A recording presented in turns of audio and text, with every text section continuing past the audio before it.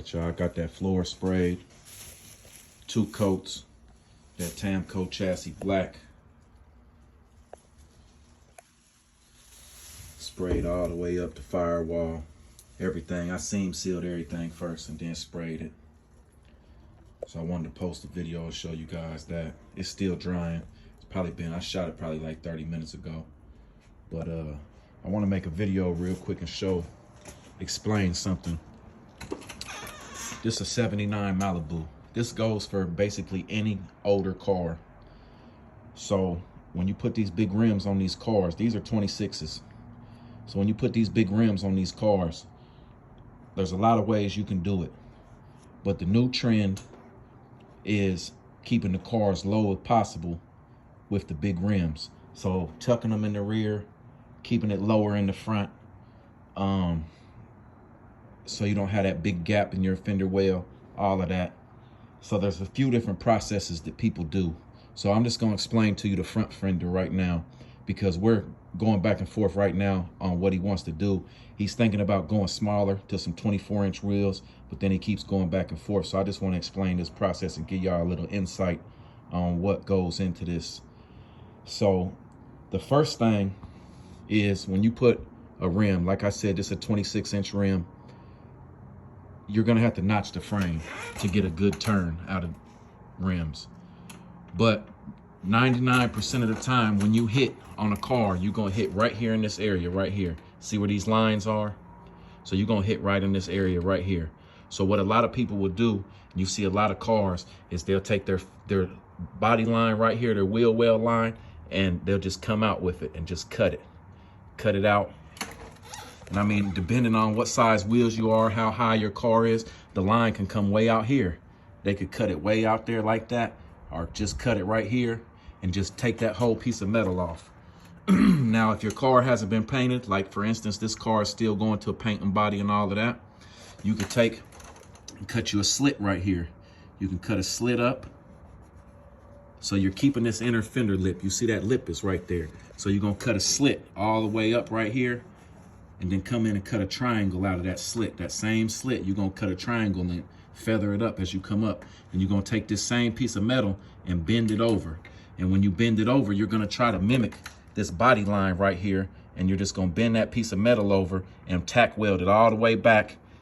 And then when he gets his paint and body work done, he's still gonna have this inner lip right here, which gives the fender some strength, and it just looks better when people look at your car. So that's one way you can do it. Like I said, some people just cut it. Don't put no metal in there. Don't do anything. Just cut it out. Then you can just, like I said, cut the triangle like this. You see this here? Fold that over. Tack weld it back in this spot right here. Body work it, all of that. That looks a lot better to me. Or you can go this route. So I pull back from the car, and you can see I had these lines drawn on the car. So the process of this right here is stretching your fender well. So the process is you have to have 2 fenders, unless you're really good at making patch panels.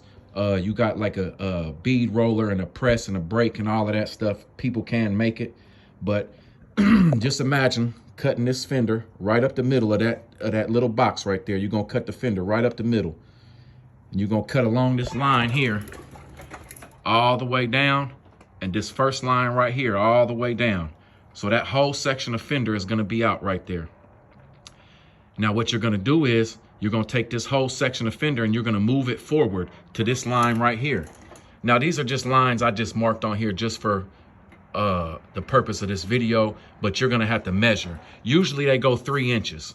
So if you wanna do 2 inches in the front, 1 inch in the back, or if you wanna go 1.5 inches, either way, you're gonna cut in the middle, and then you're gonna determine when you cut this line, how far you go back, cut down, and that's how far you're gonna move your metal over. So this same panel is gonna be, this same part of the fender is gonna be pulled off, just slid forward, and then welded back on to this fender. And you know, that's gonna open your gap up right here. The same way back here. You know, you cut your fender in the middle, you cut this line all the way back, come all the way down, and then you're gonna move this section of the fender back to whatever position you feel to give you the room that you need for the wheel well. And imagine, you know, your frame is right there, but all of that is gonna be notched, so the frame is gonna be cut back into here somewhere. So you got a little bit of room to play with in the back. But like I said, majority of the time when the fenders hit, they're hitting in the front. But this is what you see. A lot of guys who spend a lot of money on these cars, and they got these big rims on these cars, and they just look perfect. They look like the rims is fitting in the fender wells perfect and all of this. This is the route that they're going. So I just wanted to explain it and show you guys. Now, once you move this piece of this fender forward and you move that piece of the fender back, you're gonna have that gap right there. That's where the extra fender comes in. And like I said, if you're real good at metalworking, if you're real good, you gotta press a brake, a bead roller, all of the fancy tools and stuff. And I mean, I done seen people do it by hand and make it look good as well. But what you're gonna do is you're gonna need this piece of metal right here. Say this is 3 inches from here to here. I don't know exactly how it is. I just marked some lines on there, but say this is 3 inches. If you notice in this fender well, that's the flattest spot of the fender well right there. So if you had an extra fender, once you move this piece forward, you move this piece back, you got this 3-inch gap. Now you take your other fender, your donor fender, and you cut this 3-inch piece, or 3.5 inch if you want to overlap it, whatever you want to do. You cut this same exact piece out of this same location in the fender, you cut that out. So now you got this piece welded up here, you got this piece welded up here, and you got your gap. You take that piece that you cut out of that other fender and you fill this gap back up. And that's why they do it in the flattest part of the fender, so that this body line is easy to mimic. So when you put your patch panel in here, basically it's just making this flat piece longer. So this is going to be moved back, this is going to be moved back, and you're just extending this flat piece 3 inches so it looks more uniform. So now when you do your paint and body work, everything is welded in there. The body man comes in, puts a skim coat of fiberglass on there, body filler, all of that, gets it all body worked, everything, and the car is painted. You'll never know that that has been done to that car unless you're a fabricator or a body man, or somebody who knows a lot about cars and big rims. But I just wanted to explain that process because some people don't really know what's involved in putting these big wheels on these cars. And you got guys who just slap these wheels on here, like I said, and just cut that, throw some air shocks in the back, some bigger springs in the front, and just ride like that. And there's no problem with that. To each their own. I've done it plenty of times on plenty of cars that I've had, just wanting to throw some rims on there and get out in traffic and ride. But there's, like people say, there's levels to this shit. So, I just wanted to make this video and explain kind of in detail. And this same process that I just showed you guys in the front goes for in the back as well.